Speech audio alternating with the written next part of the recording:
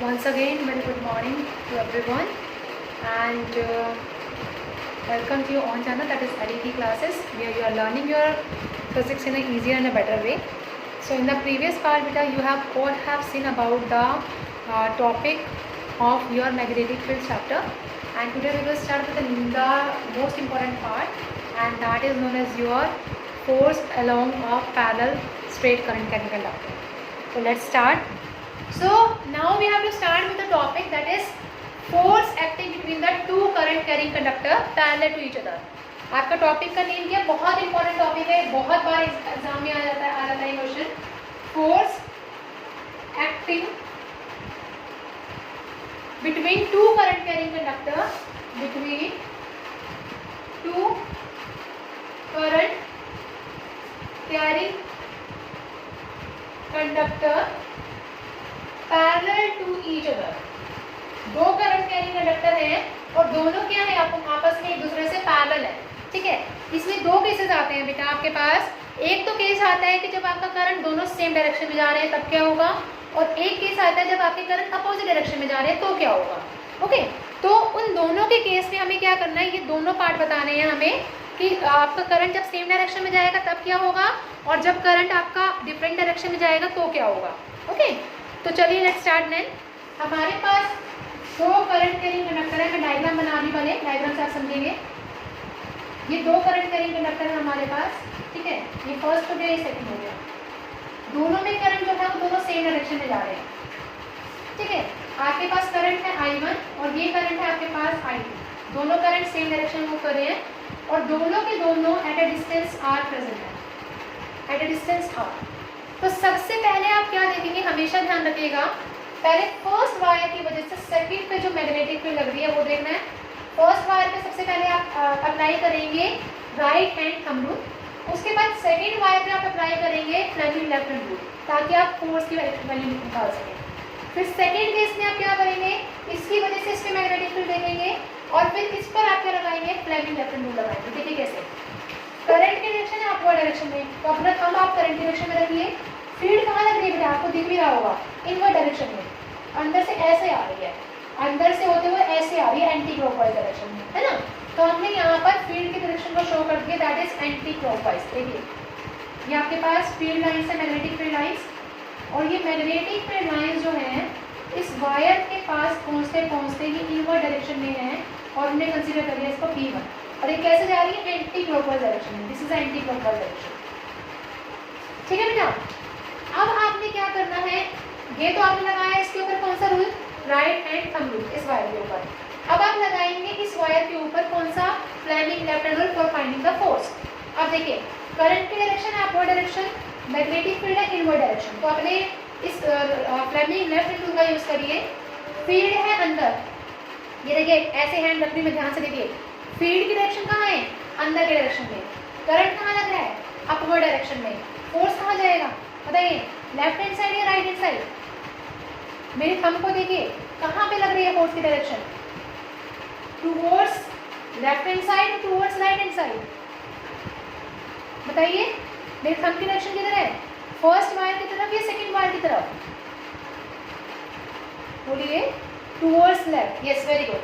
तो यहाँ पर जो आपकी फोर्स की डायरेक्शन लगेगी बेटा वो किस तरफ लगेगी, ठीक है, दैट इज F. इस डायरेक्शन में फोर्स की डायरेक्शन लगेगी. अब आइए सेकंड कंडक्टर के लिए, ये तो हमने सिर्फ फर्स्ट कंडक्टर की बात करी है, अब हम करेंगे सेकंड कंडक्टर की बेटा. ठीक है, तो सेकंड कंडक्टर के लिए हम क्या करेंगे, ये देखिए मैंने दोबारा से वायर ड्रॉ करी, करंट की डायरेक्शन अपवर्ड डायरेक्शन में थी, this is I1 and this is I2. Okay, again हमने क्या करना है इस केस में, now we have to consider the second and magnetic field निकालनी है फर्स्ट की वजह से. देखिए अब करंट इधर है, करंट डायरेक्शन कहाँ है, इधर. ठीक है, अब आप मुझे एक चीज बताइए, where is the magnetic field lines draws here. यहाँ पे भी क्या होगी, एंटी क्लॉकवाइज डायरेक्शन में आएंगी. ठीक है, लेकिन अगर आप देख रहे हो इस वायर के अकॉर्डिंग ये वाली जो मैग्नेटिक फील्ड है वो कहाँ आएगी, आउटसाइड डायरेक्शन में या इनवर्ड डायरेक्शन में. मैग्नेटिक फील्ड लाइंस आप ऐसे है, करंट डायरेक्शन ऐसे है, मैग्नेटिक फील्ड लाइंस ऐसे जा रही है, तो ये आउटवर्ड है या इनवर्ड है, ये बताइए. ये आपकी दूसरी वायर है, करंट ऐसे जा रही है, कहाँ आएगी, आउटवर्ड या इनवर्ड, आउटसाइड. ठीक है, आप देखिए इस केस में आप again magnetic field lines draw करिए. ये आपके पास हो गई मैग्नेटिक फील्ड लाइंस, ये हो गई magnetic field lines. Outward direction में शो करनी है, ठीक है, तो ये आपकी डायरेक्शन होगी मैग्नेटिक फील्ड लाइंस, ठीक है। और यहाँ पर हम डॉट से डिनोट करते हैं मैग्नेटिक फील्ड लाइंस को, that is B2, that is B2, ठीक है। अब आपको इस वायर के क्रॉस क्या करना है, आपको फ्लेमिंग लेफ्ट हैंड रूल लगाना है ताकि आप क्या निकाल सकें, फोर्स की डायरेक्शन निकाल सकें। लगाइए। अब अगेन यहाँ पे मैग्नेटिक फील्ड है आउटवर्ड डायरेक्शन में और करंट है अपवर्ड डायरेक्शन में।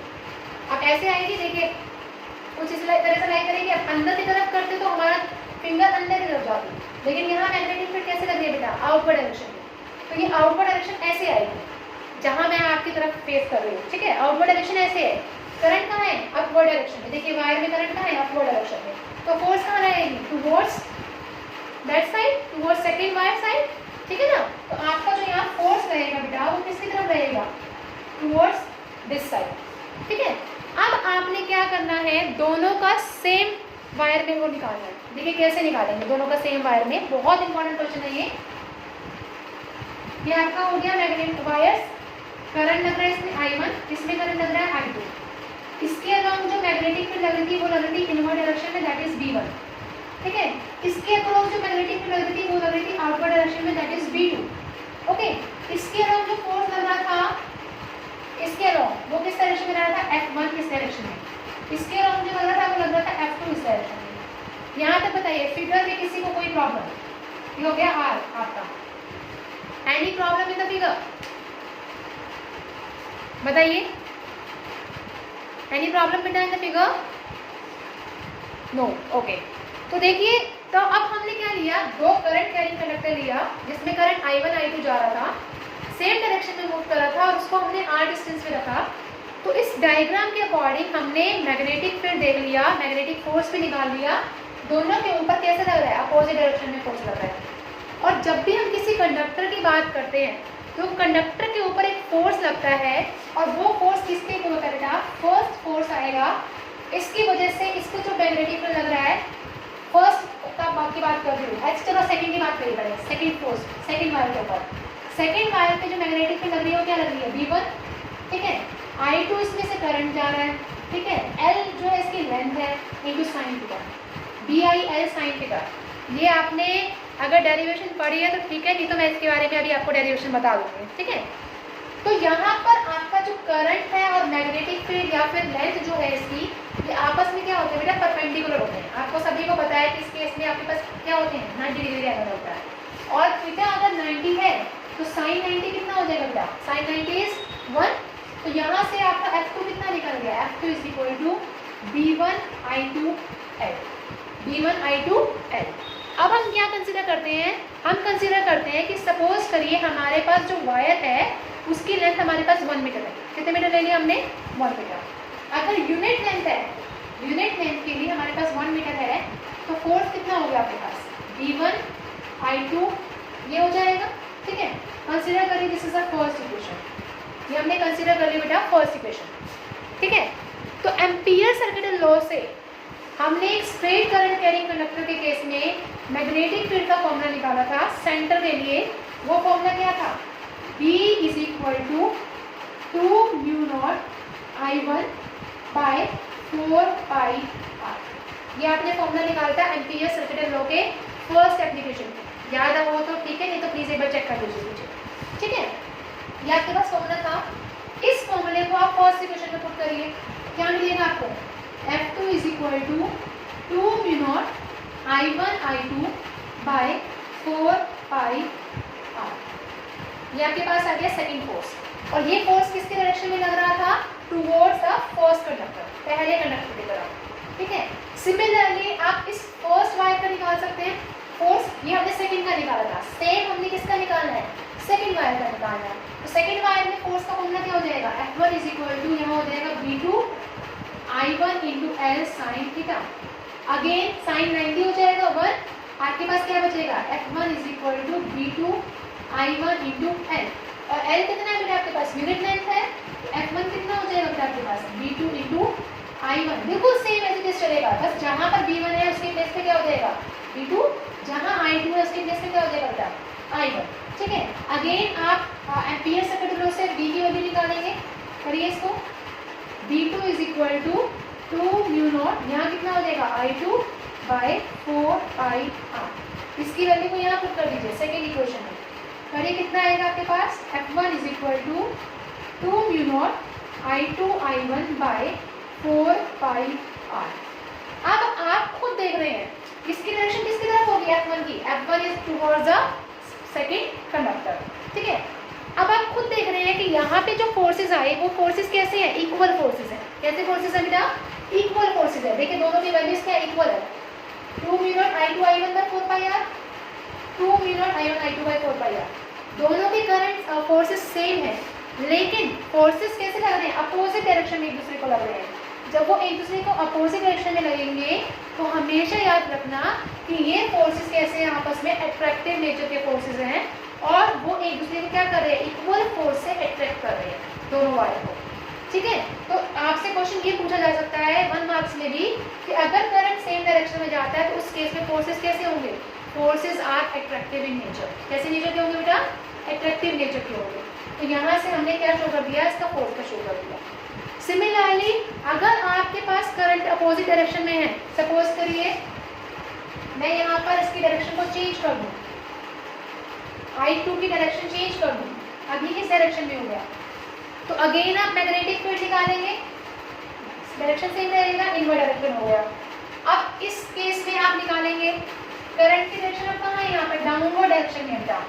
मैग्नेटिक फील्ड कहाँ लाई करेगी, देखिए डाउनवर्ड डायरेक्शन में ऐसे, तो मैग्नेटिक फील्ड की डायरेक्शन क्या आएगी, क्लॉकवाइज डायरेक्शन में आएगी। इट मीन्स इसकी ये डायरेक्शन नीचे ना जाके कहाँ जाएगी बेटा, अपवर्ड डायरेक्शन में जाएगी। कहाँ जाएगी, अपवर्ड डायरेक्शन में, इस तरह से ये अपवर्ड डायरेक्शन में जाएगी, ठीक है। और इसका फोर्स कहाँ लाई करेगा, ये देखिए करंट डाउनवर्ड में है, फोर्स लगाइए, मैग्नेटिक फील्ड अंदर, करंट डाउनवर्ड, फोर्स कहाँ लगेगा, देखिए मेरा थंब किस तरफ है, बताइए। यहाँ पर फोर्स था अंदर की तरफ पहले वाले केस में, लेकिन अब फोर्स कहाँ लगेगा, मैग्नेटिक फील्ड अंदर, करंट डाउन, फोर्स कहाँ लग रहा है, उस डायरेक्शन में लग रहा है, ठीक है। तो यहाँ पर फोर्स की डायरेक्शन ये ना हो कि किस डायरेक्शन में हो जाएगी, इस डायरेक्शन में हो जाएगी, ठीक है। This is known as your F2 force.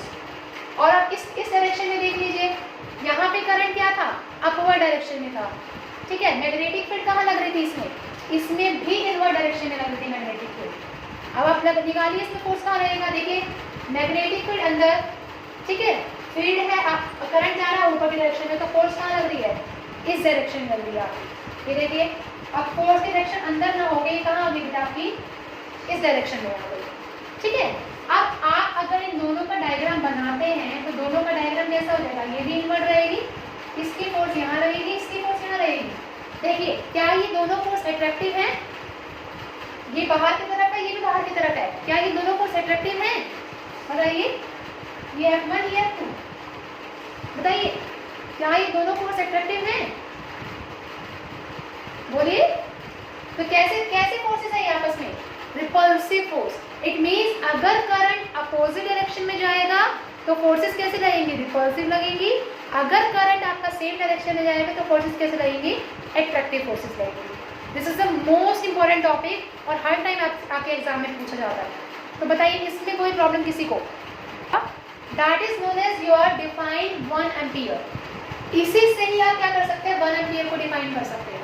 अब वो कैसे करेंगे, डेफिनेशन देखिए 1 एम्पियर की। फोर्स का फॉर्मूला आपके पास ये है 2 mu naught I1 I2 by 4πr, ठीक है। अगर सपोज करिए इसमें से करंट आपका I1 I2 1 एम्पियर हो जाता है, ठीक है, और R कितना है आपका 1 मीटर, तो फोर्स कितना हो जाएगा, म्यू नॉट बाय 4π की वैल्यू कितनी होती है, म्यू नॉट 4/4π 10⁻⁻7 होती है, ये बताया आपको, इंटू 2 आपका एज हो गया, I1 I2 आपका 1 है, रेडियस हमने ले लिया 1 मीटर, तो आपके पास फोर्स कितना बच गया 2 × 10⁻⁷ न्यूटन पर मीटर, ठीक है। तो यहाँ पर इसने क्या बोला कि जब करंट को हम 1 एम्पियर तब बोलेंगे जब इसको वायर्स को हम प्लेस करेंगे 1 मीटर के डिस्टेंस पर in a vacuum, so that they will interact with the force of 2 × 10⁻⁷ newton per metre, ताकि वो कितने फोर्स के साथ इंटरेक्ट कर सके, 2 × 10⁻⁷ न्यूटन पर मीटर। और इंटरेक्ट का मतलब क्या है कि उसके बीच में फोर्स अट्रैक्टिव भी लग सकती है और रिपल्सिव फोर्स भी लग सकती है। तो हम 1 एम्पीयर को कैसे डिफाइन करेंगे? 1 ampere is said to be that force which is placing at a 1 meter distance in vacuum and interact with a force of 2 × 10⁻⁷ Newton per meter. So this is the definition of your 1 ampere current. Okay? तो पहले एक चीज़ मैं आपको दिखाना चाह रही हूँ, जो आपका एक फॉर्मूला था n = BIL sin थीटा। वो BIL sin थीटा आया कहाँ से, वो मैं आपको बता रही हूँ। देखिए कैसे आया। उसके लिए आपके पास एक टॉपिक है, दैट टॉपिक इज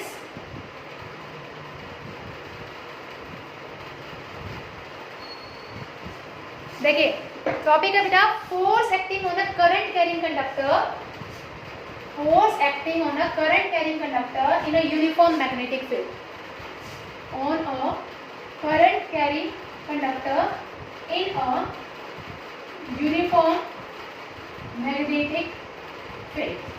ठीक है, यहाँ से आया वो फॉर्मूला। कैसे आया देखिए, हमने मैग्नेटिक फील्ड यूनिफॉर्म कंसीडर कर ली, और ये मैग्नेटिक फील्ड किस डायरेक्शन में है आप लोग बताएंगे। अब फोर्स करिए और सोचिए इसको, ये डायरेक्शन कौन सी है, इनवर्ड और outward direction of magnetic field? जल्दी से बताइए।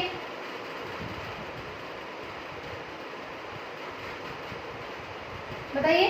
इनवर्ड, यस वेरी गुड बेटा, वेरी गुड। इनवर्ड डायरेक्शन है, क्रॉस का मतलब inward direction of magnetic field. उसमें हमने एक करंट कैरिंग कंडक्टर रख दिया। ठीक है, कंडक्टर है तो इसका मतलब उसके अंदर चार्जेस भी होंगे, इलेक्ट्रॉन्स भी होंगे। ठीक है, ये हमने इसकी एक्सिस कंसीडर कर ली, ये इस कंडक्टर की एक्सिस है। ठीक है, अब करंट इसमें से पास हो रहा है, लेकिन कंडक्टर है तो इलेक्ट्रॉन्स लाई करेंगे। सपोज के इलेक्ट्रॉन्स की डायरेक्शन ये है, अगर इलेक्ट्रॉन की डायरेक्शन ये होगी तो करंट की डायरेक्शन इससे अपोजिट होगी, हमेशा याद रखना।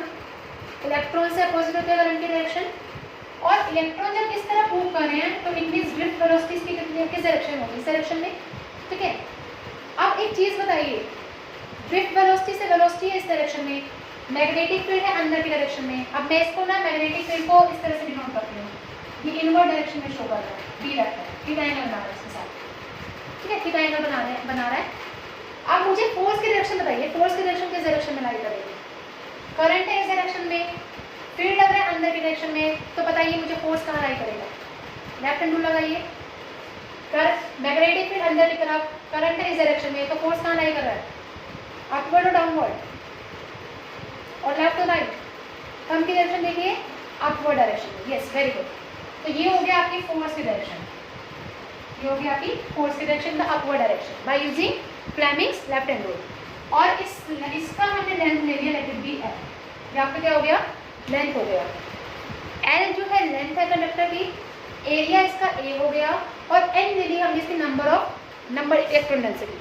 अब इलेक्ट्रॉन डेंसिटी जो होती है आपकी एन, वो एन कैसे डिफाइन करते हैं? जैसे डेंसिटी होती है मास पर यूनिट वॉल्यूम, वैसे नंबर डेंसिटी क्या होती है बेटा कि इसके अंदर कितने number of electrons per unit volume lie कर रहे हैं, उसको हम बोलते हैं इलेक्ट्रॉन डेंसिटी। तो इलेक्ट्रॉन डेंसिटी का मतलब हो गया total number of electron by volume, total number of electron by volume. ठीक है, तो एन हो गया total number of electron is N, volume हो गया कभी।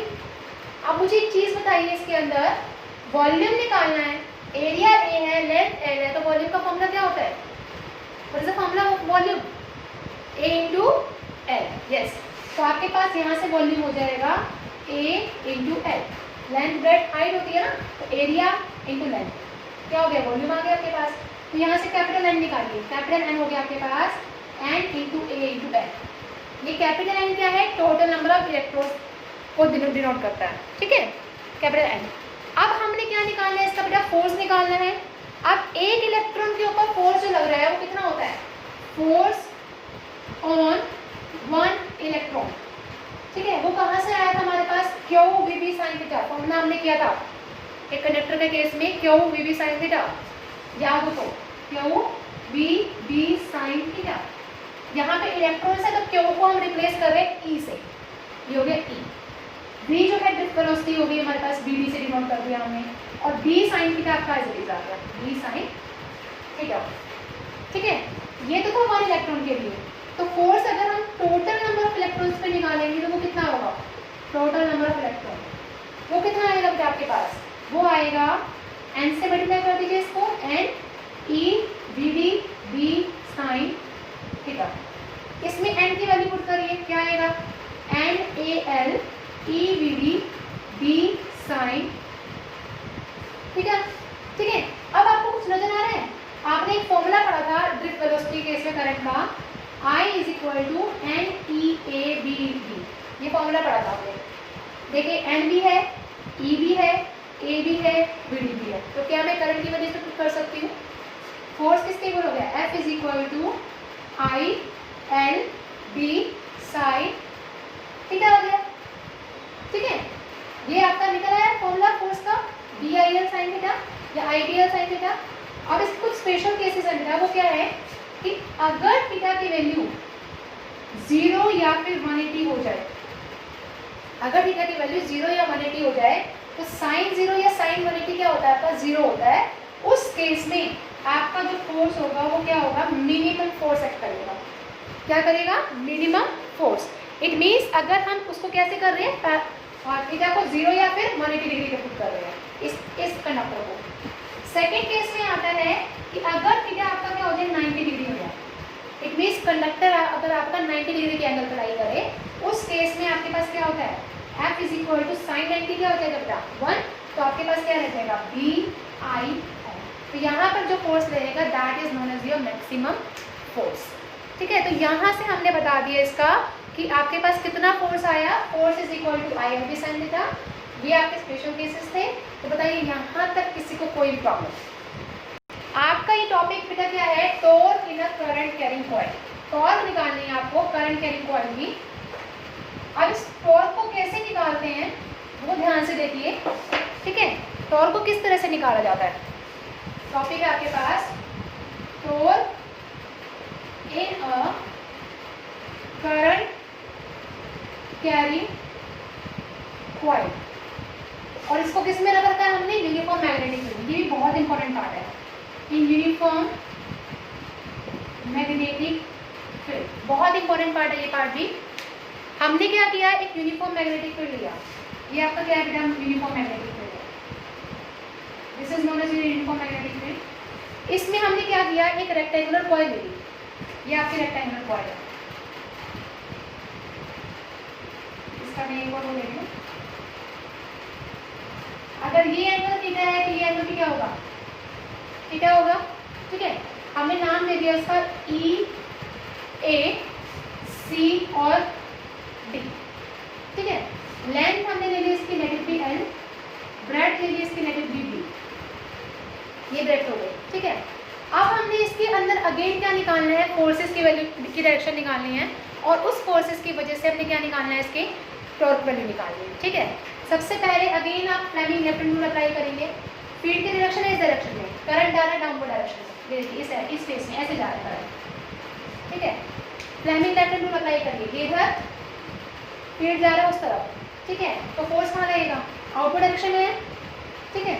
इस डायरेक्शन में हो गया आपका फोर्स, ये हो गया आपका आउटवर्ड डायरेक्शन, ओके। यहाँ पे करंट जा रहा है अपवर्ड डायरेक्शन में, फील्ड जा रहा है इस डायरेक्शन में, तो लगाइए इस तरह से आप करेंगे। देखिए मेरे हैंड को देखिए मैंने कैसे किया है, फोर्स गया अपवर्ड, करंट गया अपवर्ड डायरेक्शन में, फील्ड लग रही है इस डायरेक्शन में, तो फोर्स कहाँ लाई कर रहा है, डाउनवर्ड डायरेक्शन में, इनवर्ड, ठीक है। तो इसको हम दिखा सकते हैं इसको इस तरह से, ये हो गया F2 that is inward direction, in direction. अब F3 और F4 ऐसे फोर्स हैं जो अंदर भी लग सकते हैं बाहर भी लग सकते हैं। आप डायरेक्शन देखिए, अब फील्ड है आपका इस डायरेक्शन में, फोर्स लग रहा है इस डायरेक्शन में, देखिए करंट इधर, फील्ड इधर, करंट का फोर्स कहाँ है डाउनवर्ड डायरेक्शन, तो अब इसको करते हैं हम इनवर्ड डायरेक्शन, F3 हो गया इन, ठीक है। ऐसे ही अपवर्ड फोर्स देखिए, फील्ड की डायरेक्शन है इसमें ऐसे, फील्ड है इस तरफ, करंट है इस तरफ, फोर्स कहाँ लगेगा, कहाँ लगेगा, ये इन था तो इसमें फोर्स कहाँ लगेगा, अपवर्ड डायरेक्शन में लगेगा। आप डायरेक्शन निकालेगा, समझ नहीं आएगा तो दोबारा पूछिएगा, तो आपके यहाँ पे F4 क्या रहेगा, इस डायरेक्शन में लग जाएगा। हमेशा याद रखना है कि F3 और F4 है ये आपस में कैसे होंगे, इक्वल एंड अपोजिट होंगे।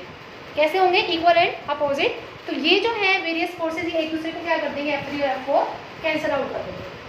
अपोजिट इक्वल एंड अपोजिट होंगे, इसी वजह से ये क्या कर देंगे, अपने आप कैंसिल आउट हो जाएंगे। अब इसकी फोर्स की वैल्यू निकालिए।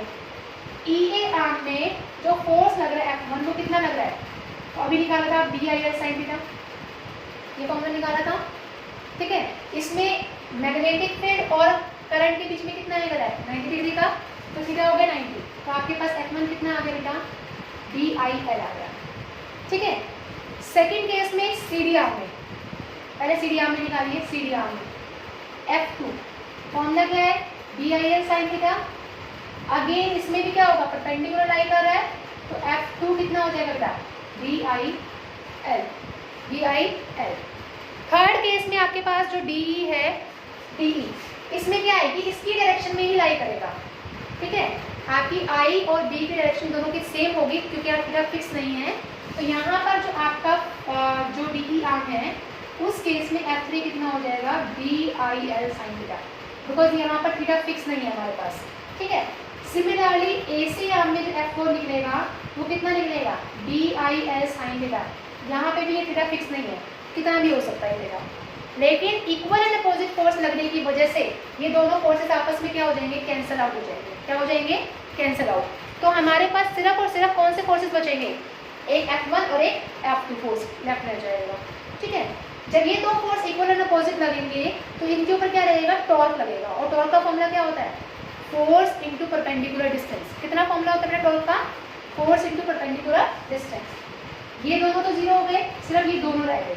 और इक्वल एंड अपोजिट क्या शो करते हैं, डबल फोर्स शो करते हैं, जिसको हम क्या बोलते हैं बेटा, टॉर्क। तो टॉर्क का फॉर्मूला हो गया बेटा आपके पास R vector cross F vector, ठीक है। Either force into perpendicular distance. Either force का मतलब हमने F1 ले लिया और परपेंडिकुलर डिस्टेंस हमारे पास अब वो क्या होगा, वो देखना है, परपेंडिकुलर डिस्टेंस, ठीक है। अब परपेंडिकुलर डिस्टेंस निकालने के लिए आप क्या करेंगे, इसी साइड को लेंगे, ठीक है, ये वाली साइड, ED साइड। देखिए आप, ये मैग्नेटिक फील्ड है आपका, ये हमने ED ले लिया, E और D।